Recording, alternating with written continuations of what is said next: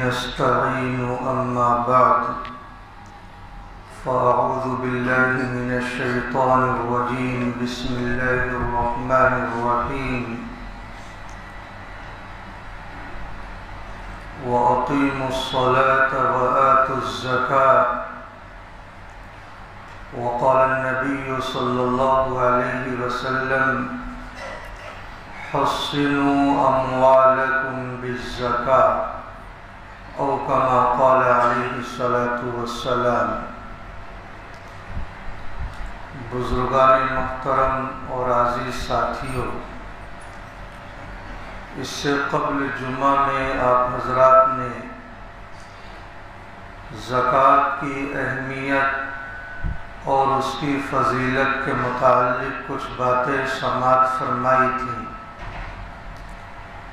حسب وعدہ آج کی مجلس میں بھی اسی کے متعلق کچھ باتیں عرض کی جائیں گی، اور اخیر میں آج کے دن کی مناسبت سے اعتکاف کے متعلق کچھ باتیں گوش گزار کی جائیں گی۔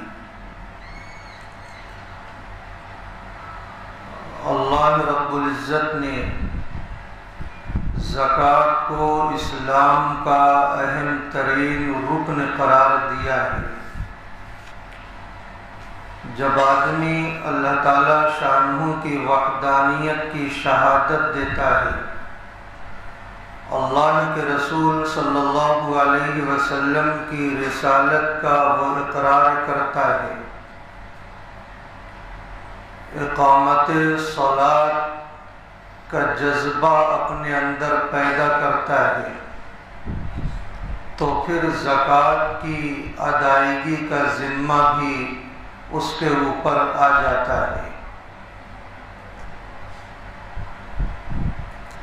جو شخص نماز اور زکوٰۃ کے درمیان میں فرق پیدا کرے، نماز کو تو فرض جانے زکوٰۃ کو نہ جانے، تو ایسا آدمی کافر ہے۔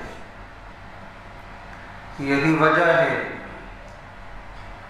جب اللہ کے رسول صلی اللہ علیہ وسلم اس دنیا سے پردہ فرما گئے، تو وہ لوگ جو ظاہری اعتبار سے مسلمان ہوئے تھے،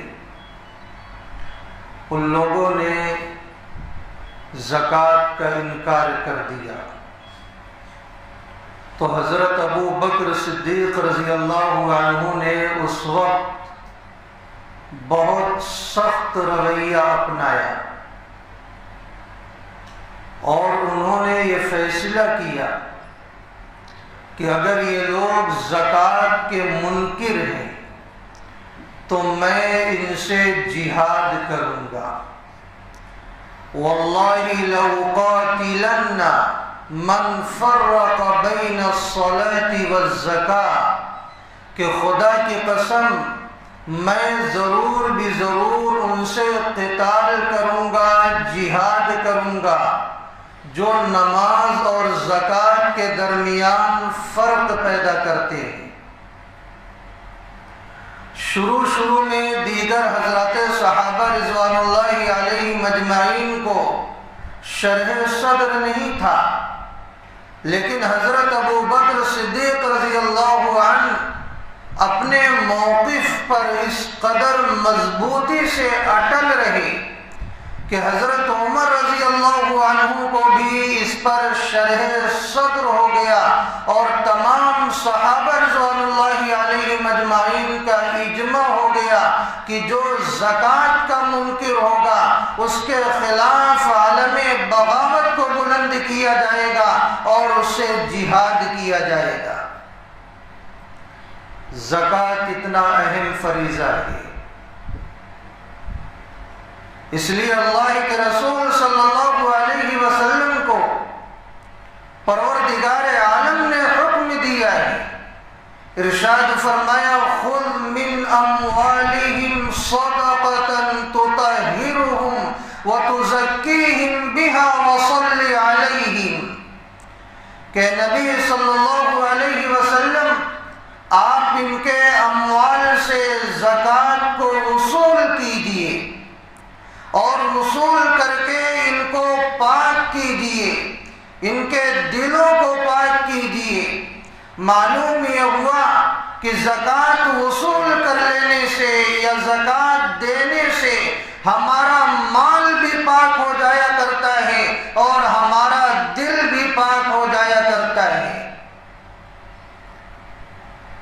دل اس اعتبار سے پاک ہوتا ہے کہ جو دل کے اندر مال کی محبت ہوا کرتی ہے، جب آدمی زکوٰۃ نکال دیتا ہے وہ اپنے عمل کے ذریعے یہ ثابت کرتا ہے کہ میرے دل میں مال کی محبت نہیں ہے۔ اللہ تعالیٰ جب مجھے حکم دیں گے اللہ کی راہ میں اپنا مال خرچ کرنے کے لیے تیار رہوں گا۔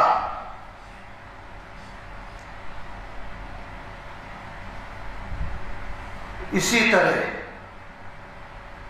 یہ حکم ہوا زکوٰۃ کے وصول کرنے والوں کے لیے، فصلی علیہ، آپ علیہ السلام کے توسط سے کہ جب زکوٰۃ وصول کریں تو ان کے لیے دعا کر دیا کریں، کم از کم جزاک اللہ خیرا ضرور کہہ دیا کریں،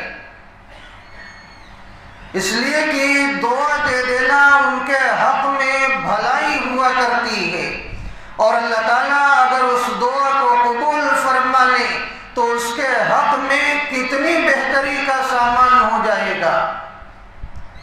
ان صلاتک سکن لہم، یہ دعا کرنا ان کے لیے سکون کا باعث ہوتا ہے۔ جب آپ کسی سے زکوٰۃ وصول کریں اور وہ زکوٰۃ دے دے، آپ دعا دیں، تو ظاہر سی بات ہے اس کا دل خوش ہوتا ہے، اس کے دل میں قرار پیدا ہوتا ہے، سکون پیدا ہوتا ہے، اور اس کا دل اور زیادہ خرچ کرنے پر آمادہ ہوتا ہے۔ تو یہ طریقہ کار ہمیں سکھلایا گیا ہے۔ اسی طرح جو شخص زکوٰۃ ادا کرتا ہے اللہ تعالیٰ آتش دوزخ سے اس کی حفاظت فرماتے ہیں۔ وَسَيُجَنَّبُهَا الْأَتْقَى الَّذِي يُؤْتِي مَالَهُ يَتَزَكَّى، اور زکوٰۃ ادا کرنے والے کو دنیا میں بھی فائدہ ہوتا ہے اور آخرت میں بھی فائدہ ہوتا ہے۔ اس سے قبل یہ بات مستقلاً آ چکی ہے کہ زکوٰۃ نکالنے سے مال کبھی کم نہیں ہوتا ہے۔ دنیاوی فائدہ کیا ہے؟ ایسا فائدہ جس فائدے کو حاصل کرنے کے لیے ہم نہ جانے کتنے کتنے ہزاروں روپے خرچ کر دیتے ہیں، اور پروردگار عالم نے وہ فائدہ انہی زکوٰۃ و صدقات میں رکھا ہے۔ پیغمبر اعظم صلی اللہ علیہ وسلم نے ارشاد فرمایا، بادروا بالصدقہ فإن البلاء لا يتخطاها، صدقہ دینے میں جلدی کیا کرو کیونکہ بلائیں اس کے آگے نہیں پہنچ پاتی۔ تو جو آدمی صدقے کا عادی ہوتا ہے، پروردگار عالم اسی صدقے کی برکت سے اس کی بلاؤں کو ٹال دیا کرتے ہیں، دور کر دیا کرتے ہیں۔ یہ صدقہ بلاؤں کا مقابلہ کیا کرتا ہے۔ اسی طرح بندہ برائیاں کرتا رہتا ہے، اللہ کو جلال آتا ہے، پروردگار عالم کو غصہ آتا ہے، لیکن بندہ جب صدقہ نکالتا ہے تو اللہ تعالیٰ کا غصہ ٹھنڈا پڑ جاتا ہے۔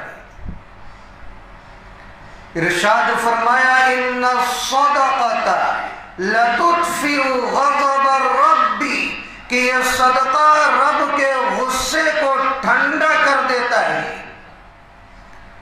اور ایک بہت عظیم فائدہ فرمایا، وَتَدْفَعُ مِيتَ امیتۃ السوء، بری موت سے بچاتا ہے۔ ہم میں سے کون چاہتا ہے کہ اس کی بری موت آ جائے؟ ہم میں سے ہر ایک کا دل یہ تقاضا کر رہا ہوتا ہے، اور ہر ایک کی زبان اور دل اللہ سے یہ دعا کر رہی ہوتی ہے کہ اللہ مجھے حسن خاتمہ عطا فرما۔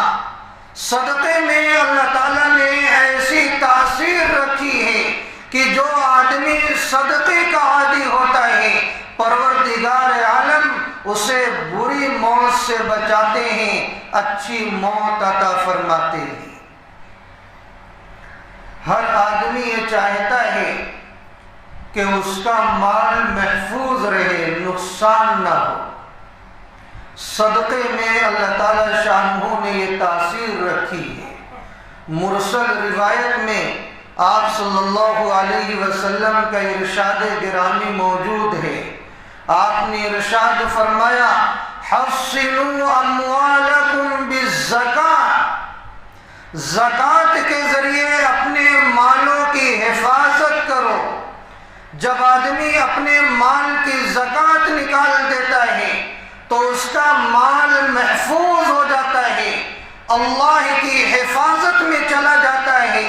اور جو آدمی اپنے مال کی زکوٰۃ نہیں نکالتا ہے تو اس مال کی کوئی گارنٹی نہیں ہوتی کب وہ ضائع ہو جائے، تلف ہو جائے، کب اس میں کون سی بے برکتی پیدا ہو جائے۔ وَدَاوُوا أَمْرَاضَكُمْ بِالصَّدَقَةِ، اپنے مریضوں کا علاج صدقے کے ذریعے کرو۔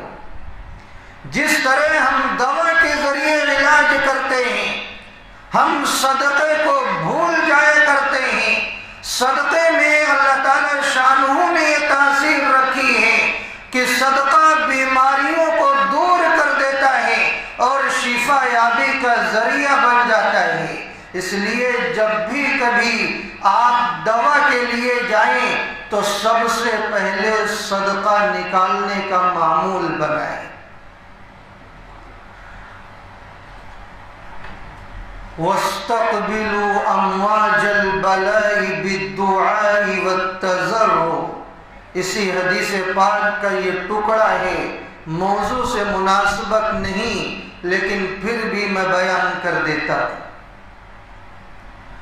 کہ آسمانوں کے طوفانوں کا مقابلہ دعا اور گریہ زاری سے کیا کرو۔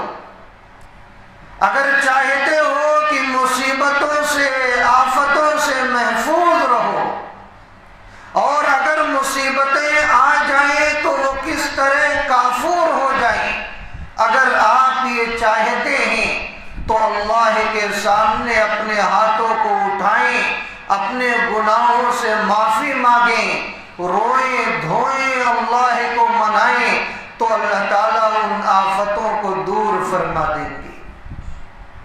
یہ تو دنیاوی فائدہ ہے۔ اخروی فائدہ کیا ہے؟ آدمی 1 روپیہ خرچ کرتا ہے تو اللہ تعالیٰ 700 گنا اسے نیکیاں عطا فرماتے ہیں۔ اور صرف یہی حد نہیں بلکہ اس کا اخلاص جتنا زیادہ ہوگا، پروردگار عالم اس اخلاص کی قدر کرتے ہوئے اسے اتنا ہی زیادہ عطا فرماتے ہیں۔ ارشاد فرمایا قرآن کریم میں، مثل الذین ينفقون اموالهم في سبيل الله كمثل حبة انبتت 7 سنابل في كل سنبلة 100 حبة والله يضاعف لمن يشاء والله واسع علیم۔ وقت کی تنگی کی وجہ سے میں ترجمہ نہیں کر سکتا۔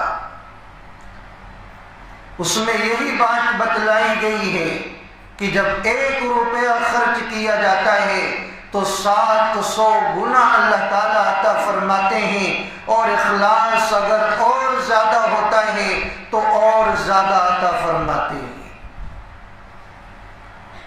اسی طرح یہ جو صدقہ ہم نکالتے ہیں تو صدقہ کرنے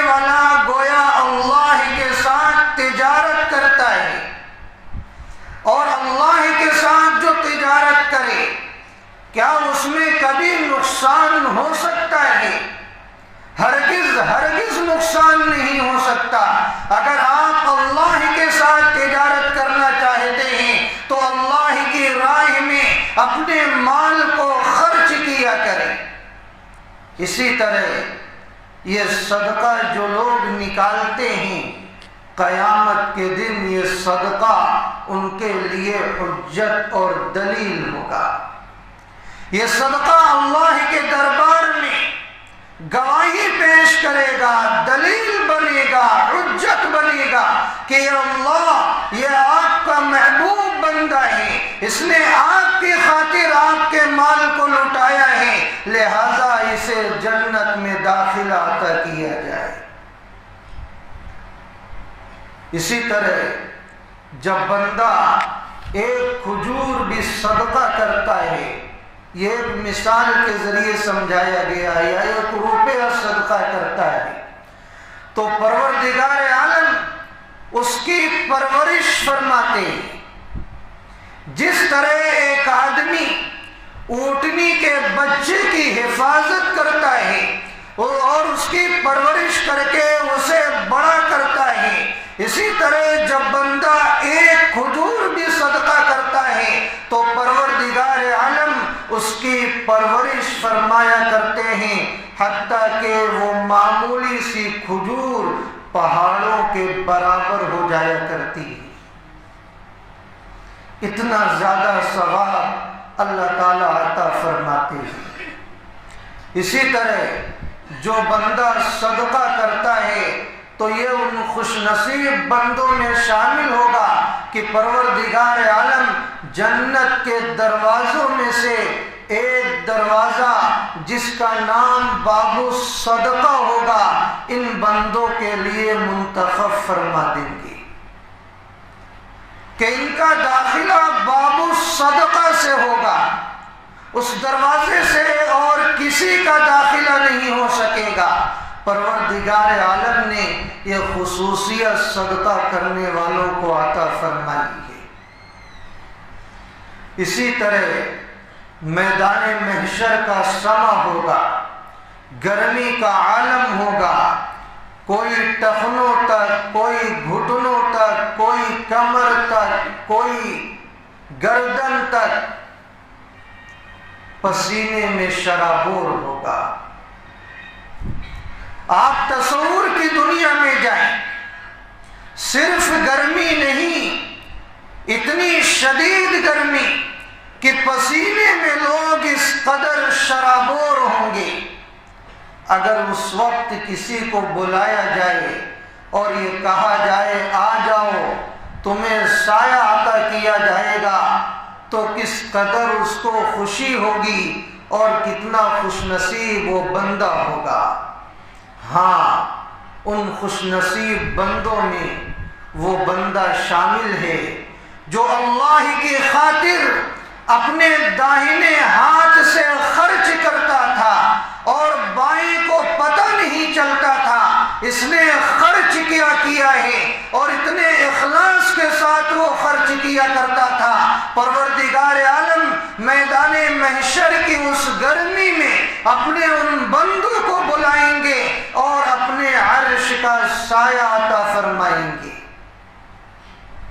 تو کتنے خوش نصیب ہیں وہ بندے جو اللہ کی خاطر اپنے مالوں کو خرچ کرتے ہیں، اور یہ صدقہ قیامت کے دن اپنے خرچ کرنے والوں کے لیے سائبان ہوگا۔ تو یہ سب اخروی فوائد ہیں، اس کے علاوہ بے شمار فوائد ہیں جس کو بیان کرنے کا وقت نہیں ہے، ترغیب کے لیے بس اتنا کافی ہے۔ اب اس کے باوجود بھی اگر کوئی اللہ کے دیے ہوئے مال کو اللہ کی راہ میں خرچ نہیں کرتا،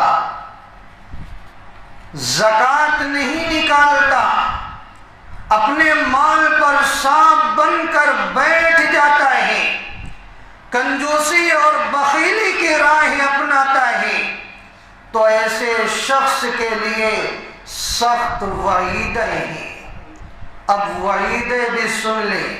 زکات نکالنے والے شوق پیدا کریں، نہ نکالنے والے خوف پیدا کریں۔ اس لیے دونوں قسم کی احادیث اور آیات میں آپ کی خدمت میں پیش کر دینا مناسب سمجھتا ہوں۔ اللہ کے رسول صلی اللہ علیہ وسلم نے ارشاد فرمایا، جس آدمی کو اللہ تعالیٰ نے دولت عطا فرمائی اور اس نے زکوٰۃ ادا نہ کی تو وہ دولت قیامت کے دن زہریلے ناگ کی شکل میں مشکل ہو کر آئے گی، اور زہریلے پن کی وجہ سے اس ناگ کے سر کا بال جھڑ گیا ہوگا اور اس کی آنکھ پر 2 سفید نقطے ہوں گے۔ یہ علامت ہوتی ہے کہ وہ سانپ انتہائی زہریلا ہے۔ جس سانپ کے سر پر بال نہ ہو یا اس کی آنکھوں پر 2 سفید نقطے ہوں تو یہ سمجھ جائیے کہ یہ سانپ بہت زہریلا ہے۔ تو وہ ناگ انتہائی زہریلا ہوگا، پھر کیا ہوگا؟ وہ ناگ اس کے گلے کا توق بنا دیا جائے گا، اس کے گلے سے وہ لپٹ جائے گا اور اس کی باچھیں وہ پکڑے گا۔ ہونٹ کے جو ارد گرد حصہ ہوتا ہے وہ سانپ اسے پکڑے گا اور پکڑ کر کاٹے گا اور یہ کہے گا میں تیری دولت ہوں اور میں تیرا خزانہ ہوں جسے تو جمع کیا کرتا تھا اور زکوٰۃ نہیں نکالا کرتا تھا۔ اور پھر اللہ کے رسول صلی اللہ علیہ وسلم نے یہ آیت تلاوت فرمائی، وَلَا يَحْسَبَنَّ الَّذِينَ يَبْخَلُونَ بِمَا آتَاهُمُ اللَّهُ مِنْ فَضْلِهِ هُوَ خَيْرًا لَهُمْ بَلْ هُوَ شَرٌّ لَهُمْ سَيُطَوَّقُونَ مَا بَخِلُوا بِهِ يَوْمَ الْقِيَامَةِ، کہ وہ لوگ جن کو اللہ تعالیٰ نے اپنے فضل سے مال عطا فرمایا ہے، وہ لوگ جو بخیلی کرتے ہیں وہ یہ گمان نہ کریں کہ یہ بخیلی کرنا، کنجوسی کرنا یہ ان کے حق میں بہتر ثابت ہوگا۔ وہ کان کھول کر سن لیں، بل ہوا شر لہم، ان کے حق میں بہتر نہیں بلکہ ان کے حق میں یہ بدتر ہوگا، شر ہوگا۔ سَيُطَوَّقُونَ مَا بَخِلُوا بِهِ يَوْمَ الْقِيَامَةِ، قیامت کے دن انہی مالوں کو جس میں یہ بخیلی کیا کرتے تھے ان کا توق بنا دیا جائے گا۔ جیسا کہ آپ نے سنا، اسی طرح قرآن کریم میں اللہ رب العزت نے ارشاد فرمایا ان لوگوں کے متعلق جو اپنے اموال کی زکوٰۃ نہیں نکالتے، فرمایا والذین یکنزون الذهب والفضة ولا ينفقونها في سبيل الله فبشرهم بعذاب أليم، وہ لوگ جو سونے چاندی کو جمع کرتے ہیں، اس کی زکوٰۃ نہیں نکالتے، اللہ کی راہ میں اسے خرچ نہیں کرتے، ان لوگوں کو دردناک عذاب کی خوشخبری سنا دیجیے۔ یہ خوشخبری بطور استہزاء ہے کہ ان لوگوں کو یہ خوشخبری سنا دیجیے کہ ان کو دردناک عذاب ملے گا۔ وہ یہ سمجھا کرتے تھے کہ ہم اپنے اموال کو جمع کر رہے ہیں، یہ مال ہمارے حق میں بہتر ثابت ہوگا۔ آج انہیں بتلا دو یہ تمہاری بہتری ہے، تمہیں دردناک عذاب کے حوالے کیا جائے گا۔ اور وہ کیسا عذاب؟ یوم یحمى علیہا فی نار جہنم فتکوی بها جباہہم وجنوبہم وظہورہم، کہ اس دن اسی سونے چاندی کو، انہی اموال کو، روپے پیسوں کو جن کی زکوٰۃ ادا نہیں کی گئی تھی جہنم کی آگ میں تپایا جائے گا، اور پھر اس کے ذریعے ان کی پیشانی کو، ان کے پہلوؤں کو، ان کی پیٹھوں کو داغا جائے گا، اور یہ کہا جائے گا کہ یہی وہ مال ہے جس کا تم کنز کیا کرتے تھے، جسے تم جمع کیا کرتے تھے، آج اس کے عوض میں تم مزہ چکھتے رہو اپنے کیے ہوئے، اپنے جمع کیے ہوئے مال کے نتیجے میں۔ فَذُوقُوا مَا كُنتُمْ تَكْنِزُونَ۔ پیشانی کو کیوں داغا جائے گا؟ پیشانی کو اس وجہ سے داغا جائے گا کہ جب کوئی غریب اس کے پاس آتا تھا، کوئی سائل آتا تھا، اس کے پاس گنجائش رہتی تھی دینے کی، لیکن اس کے باوجود اپنی پیشانی کو سکوڑتا تھا، اس کی پیشانی پر بل آتا تھا، اللہ کی طرف سے اس کی پیشانی کو داغا جائے گا۔ میرے دیے ہوئے مال میں یہ پیشانی کو سکوڑا کرتا تھا، آج اس کی پیشانی کو داغ دیا جائے، اس کے پہلو کو داغا جائے گا، کیونکہ اللہ کے دیے ہوئے مال کو دینے میں یہ پہلو تہی کرتا تھا۔ اس کی پیٹھ کو داغا جائے گا، کیونکہ اللہ کے دیے ہوئے مال کو جب دینے کا تقاضا کیا جاتا تھا یہ پیٹھ پھیر کر چلا جایا کرتا تھا، اس کی پیٹھ کو بھی داغا جائے۔ تو میرے بھائی یہ کیسی سخت وعیدیں ہیں جس کو سن کر روح کانپ اٹھتی ہے، بدن پر لرزہ طاری ہو جاتا ہے۔ کیا اس کے بعد بھی گنجائش بچتی ہے کہ کسی کو اللہ نے نوازا ہو اور وہ اپنے مال کی زکوٰۃ ادا نہ کرے؟ میرے بھائی زکوٰۃ ادا کرنے میں اپنی سعادت سمجھیں، اپنی خوش نصیبی سمجھیں۔ اس کا طریقہ کار کیا ہو؟ بہت سارے ایسے بدنصیب بندے ہیں جو زکوٰۃ نکالتے ہیں لیکن ان کی زکوٰۃ اور صدقہ قبول نہیں ہوتا، تھوڑی سی غلطی کی وجہ سے۔ اور بہت سارے اللہ کے محبوب بندے ایسے ہیں جو زکوٰۃ و صدقات ادا کرتے ہیں اور اللہ کے یہاں وہ قبولیت کو بھی پہنچ جاتے ہیں۔ وہ غلطی کیا ہے، کس بنا پر ہمارا مال قبول نہیں ہوتا ہے، میں اسے بتلا دوں تاکہ ہم اپنے مال خرچ کرنے سے پہلے ان چیزوں سے بچنے والے بن جائیں۔ مختصر آپ سنیں کہ جو آدمی مال تو خرچ کرتا ہے لیکن خرچ کرنے کو بار اور بوجھ سمجھتا ہے، اسے ٹیکس سمجھتا ہے اور یہ سوچتا ہے کہ نعوذ باللہ یہ اللہ نے میرے اوپر یہ کیوں عائد کر دیا ہے، اسے بوجھ سمجھتا ہے۔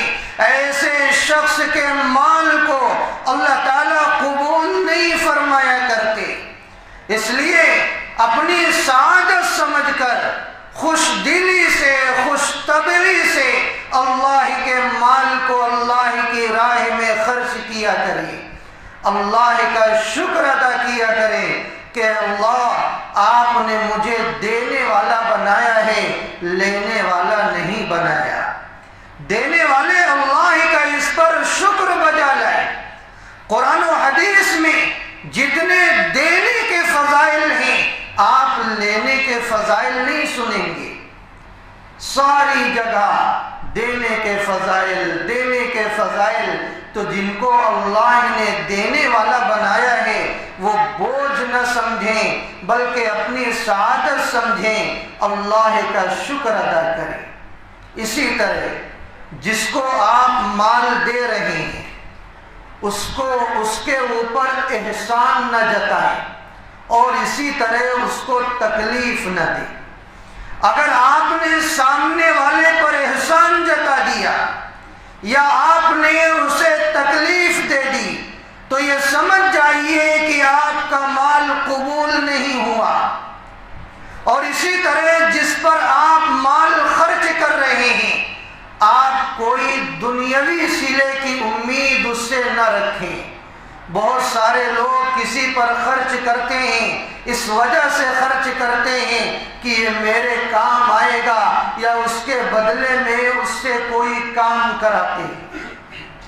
ایسا بھی نہ کریں، خالصتاً اخلاص کے ساتھ اللہ کی خاطر اللہ کے دیے ہوئے مال کو اللہ کی راہ میں خرچ کریں۔ اگر آپ نے احسان نہیں جتایا، آپ نے تکلیف نہ دی تو آپ سمجھ جائیے کہ آپ کا مال قبول ہو چکا ہے اور اس کا اجر و ثواب آپ کو ملے گا۔ اور اگر آپ خرچ کرنے کے ساتھ ساتھ تکلیف دیتے ہیں، احسان جتاتے ہیں، تو سنیے اللہ کو ایسے مال کی ضرورت نہیں ہے۔ اللہ تعالیٰ فرماتے ہیں اس سے بہتر ہے کہ تم اس سے اچھی بات کر دیا کرو، نرم بات کر دیا کرو، معافی مانگ لیا کرو، درگزر کر دیا کرو، اسے مال نہ دو۔ ایسا مال جو تکلیف کے ساتھ ہو، ایسا مال جو احسان کے ساتھ ہو، اس سے بہتر ہے کہ معافی مانگ لینا، عفو درگزر سے کام کر لینا، چند میٹھی بات بول دینا، یہ بہتر ہے نہ کہ ایسا مال دینا جس کے پیچھے تکلیف ہو۔ اس لیے کہ واللہ غنی حلیم، اللہ تعالیٰ بے نیاز ہیں، بردبار ہیں۔ پروردگار عالم کوئی غریب نہیں کہ اللہ کو تمہارے مال کی ضرورت ہے۔ اللہ کو اسی وقت ضرورت ہے جب تم اللہ کے بتلائے ہوئے طریقے کے مطابق اللہ کے دیے ہوئے مال کو خرچ کرو گے، اس وقت تمہارا مال قبول ہوگا۔ لیکن اگر تم احسان جتاتے ہو، تم تکلیف دیتے ہو، ایسا مال تمہارے منہ پر مار دیا جائے گا۔ اللہ کو ایسے مال کی کوئی ضرورت نہیں، اللہ بے نیاز ہے۔ اللہ تعالیٰ دوسرے بندوں کو کھڑے کرے گا، اپنے اس بندے کی ضرورت کو پوری فرمائے گا۔ اللہ بے نیاز ہے، اللہ تعالیٰ بردبار ہے۔ تمہیں چاہیے کہ اچھی گفتگو کر دیا کرو۔ اور پھر بڑے پیارے انداز میں ایمان والوں سے خطاب فرمایا، کیونکہ ایمان والے پیسہ خرچ کریں انہیں ثواب بھی نہ ملے تو بڑے افسوس کی بات ہے۔ اس لیے اللہ تعالیٰ شانہ نے بڑے پیارے انداز میں اپنے ایمان والوں کی رہبری کی تقاضا کیا۔ ارشاد فرمایا یا ایھا الذین آمنوا لا تبطلوا صدقاتکم بالمن والأذى، کہ اے ایمان والو تم اپنی زکوٰۃ اور صدقات کو احسان اور تکلیف کے ذریعے رائگاں نہ کرو، باطل نہ کرو۔ اللہ تعالیٰ بھی چاہتے ہیں کہ میرے بندے خرچ کریں تو انہیں ثواب مل جائے۔ پھر مثال کے ذریعے آگے سمجھایا یہ رائگاں کیسے ہو جاتا ہے۔ جس طرح ایک آدمی لوگوں کو دکھلانے کے لیے مال خرچ کرتا ہے، 5,000 روپے دیا کہ تصویر کشی کر دی کہ لوگ سمجھیں گے یہ بڑا سخی آدمی ہے، سب لوگوں کو بتاتا ہوا پھر رہا ہے، ارے وہ فلاں ضرورت مند آیا تھا میں نے اس کی مدد کی، ارے وہ فلاں مدرسے والے آئے تھے میں نے اس کو 50,000 روپے دے دیے، ارے فلاں نے تقاضا کیا تھا میں نے یہ کیا وہ کیا، فلاں کی شادی میں نے کرائی۔ اس طریقے پر بتلاتے رہنا، ریاکاری کی راہ کو اپنانا، اللہ تعالیٰ اس کے ثواب کو ضائع کر دیتے ہیں۔ اس لیے اللہ کی خاطر آپ نے خرچ کیا ہے، اللہ تعالیٰ آپ کو اس کا فائدہ عطا کریں گے، اسے بتلانے کی ضرورت نہیں ہے۔ یہ کیسے ضائع ہو جاتا ہے؟ جس طرح ایک صاف ستھرا پتھر ہو، اس کے اوپر گرد و غبار ہو، بارش نازل ہو جائے، وہ گرد و غبار کس طرح صاف ہو جاتا ہے اور وہ پتھر خالی بچ جاتا ہے، ٹھیک اسی طرح جب بندہ خرچ کرتا ہے اور اس کے ساتھ ریاکاری لگ جاتی ہے، احسان لگ جاتا ہے، تکلیف لگ جاتی ہے، تو وہ مال تو باقی رہ جاتا ہے لیکن اس کا ثواب ضائع ہو جاتا ہے۔ اس لیے اخلاص کے ساتھ خرچ کریں۔ میں یہ باتیں اس لیے بتلا رہا ہوں کہ میں بھی یہ چاہتا ہوں کہ آپ اللہ کی خاطر جب اپنے مال کو خرچ کرتے ہیں تو اس کا جو دنیاوی فائدہ ہے، اس کا جو اخروی فائدہ ہے، آپ بھرپور اس سے فائدہ اٹھانے والے بن جائیں اور اس کے فوائد و ثمرات کو حاصل کرنے والے بن جائیں۔ ایسا نہ ہو کہ ہم اس سے محروم ہو جائیں۔ تو اللہ تعالیٰ ہم تمام لوگوں کو اخلاص کے ساتھ اللہ کے دیے ہوئے مال کو اللہ کی راہ میں خرچ کرنے کی توفیق عطا فرمائے۔ آج کی مناسبت سے اعتکاف کے متعلق بھی چند باتیں سماعت فرما لیں۔ معتکف جو اللہ کے گھر میں آتا ہے اور ایک قسم سے یہ کہیے کہ پڑاؤ ڈال لیتا ہے، اپنا بستر بھی لاتا ہے، اپنے کپڑے بھی لاتا ہے، ضروریات زندگی کا سامان بھی لے کر آ جاتا ہے، وہ اپنے عمل کے ذریعے یہ ظاہر کر رہا ہوتا ہے کہ پروردگار عالم میں آپ کو منانے کے لیے آیا ہوں، جب تک آپ مانیں گے نہیں، مجھے معاف نہیں کریں گے، میں یہاں سے جانے والا نہیں ہوں۔ میں اپنا بوریا بستر لے کر آ گیا ہوں، اپنے کپڑے لتے لے کر آ گیا ہوں، میں یہاں سے جانے والا نہیں ہوں۔ یہ اعتکاف کرنے والا اپنے عمل کے ذریعے ظاہر کرتا ہے، تو اعتکاف کرنے والا بہت سعادت مند اللہ کا بندہ ہے جو اللہ کے گھر میں آ کر پڑ جاتا ہے اور خصوصاً رمضان مبارک کے اخیر عشرے کا اعتکاف کرتا ہے۔ اسی وجہ سے اس اعتکاف کی اہمیت جو 10 روزہ اخیر عشرے کا اعتکاف رمضان کا ہے بہت زیادہ ہے۔ اللہ کے رسول صلی اللہ علیہ وسلم مواظبت کے ساتھ، پابندی کے ساتھ اس 10 روزے کا اعتکاف فرمایا کرتے تھے۔ ایک سال ناغہ ہو گیا تو آپ نے اگلے سال 20 دن کا اعتکاف فرمایا۔ اسی طرح جس سال آپ کو اس دنیا سے پردہ فرمانا تھا، آپ کو اشارہ مل گیا، آپ نے اس سال بھی 20 روز کا اعتکاف فرمایا۔ اور اس 10 روزے اعتکاف کی مستقل آپ نے فضیلت بیان فرمائی۔ ارشاد فرمایا من اعتکف عشرا فی رمضان کان کحجتین وعمرتین، کہ جو شخص رمضان المبارک کے اخیر عشرے کا اعتکاف کرتا ہے وہ گویا ایسا ہے کہ اس نے 2 حج اور 2 عمرے ادا کیے۔ کتنا بڑا ثواب ہے، وہ بھی مقبول حج اور مقبول عمرے کا ثواب اللہ تعالی عطا فرماتے ہیں۔ اسی طرح مطلق اعتکاف کی فضیلت بیان فرمائی، جس میں رمضان مبارک کے اخیر عشرے کا اعتکاف بدرجہ اولا شامل ہے۔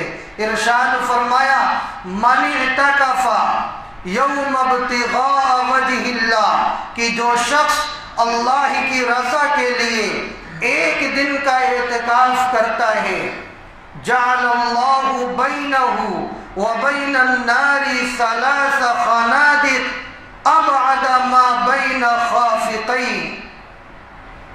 کیا ارشاد فرمایا کہ جو شخص ایک دن اللہ کی رضا کے لیے اعتکاف کرتا ہے تو اللہ تعالیٰ اس کے اور جہنم کے درمیان 3 ایسی بڑی خندقوں کو قائم فرما دیتے ہیں جو دنیا و جہاں سے زیادہ وسیع و عریض ہوتی ہیں۔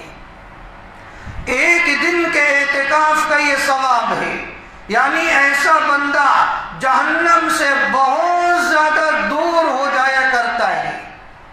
یہ عشرے اخیرہ کا اعتکاف یہ سنت مؤکدہ علی الکفایہ ہے۔ کیا مطلب؟ اگر آبادی اور محلے میں سے ایک آدمی نے بھی اعتکاف نہیں کیا تو سارے محلے والے گنہگار ہوں گے۔ اگر ایک آدمی نے اعتکاف کر لیا کم از کم تو سارے محلے والوں کا جو گناہ تھا وہ ختم ہو جائے گا اور سارے محلے والے گناہ سے بچ جائیں گے۔ آج کل اس میں بہت زیادہ ہوشیاری بھی اللہ کے بندے کرتے ہیں۔ اللہ کے بندے ہر جگہ اپنی عقل فاسد کو دوڑاتے ہیں۔ یہاں تو نہیں، گاؤں میں دیکھا جاتا ہے، گاؤں کی آبادی 500 پر، ہزاروں پر مشتمل ہوتی، لیکن اس کے باوجود وہاں کی مسجدوں میں جب دیکھا جاتا ہے تو اعتکاف کرنے والے بس 1 یا 2 ملتے ہیں، اور وہ بھی کون؟ یا تو یکدم بوڑھے ہوتے ہیں جن کو برابر دکھائی نہیں دیتا، سنائی نہیں دیتا، چلنا نہیں ہوتا، یا کوئی معذور ہے گاؤں کا، اس سے منت سماجت کر کے اسے بیٹھا دیتے ہیں، یا کوئی گاؤں میں نابینا ہے اس کی منت سماجت کر کے اسے بیٹھا دیتے ہیں کہ کم از کم ایک کوئی بیٹھ جائے تو سب گناہ سے بچ جائیں۔ اور کبھی کبھی تو ایسا ہوتا ہے کہ پیسے دے کر بیٹھا دیے جاتے ہیں۔ یہ تو ہمارا حال ہے، لیکن اللہ کا فضل ہے کہ ممبئی میں یہ صورتحال دیکھنے کو نہیں ملتی ہے۔ یہاں الحمدللہ نوجوان بھی اعتکاف کیا کرتے ہیں، ہر مسجد میں نوجوان اعتکاف کیا کرتے ہیں، بلکہ کتنی مسجدوں سے تو یہاں یہ خبر آتی ہے کہ مسجد میں اتنی سہولیات اور جگہیں نہیں ہیں، اعتکاف کرنے والوں کی تعداد اور ان کے ناموں کی لسٹ زیادہ ہو جاتی ہے، قرعہ اندازی کرنی پڑتی ہے۔ یہاں کا یہ حال ہے۔ اللہ تعالیٰ ممبئی والوں میں اور زیادہ، بلکہ پوری دنیا والوں میں اور زیادہ دینی ذوق پیدا فرمائے۔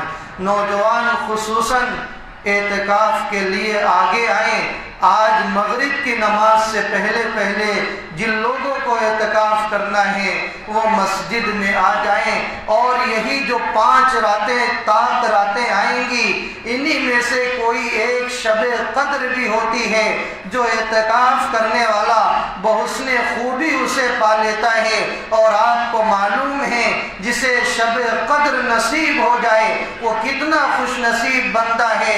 1000 مہینے کی عبادت سے زیادہ بڑھ کر عبادت کا ثواب ملتا ہے۔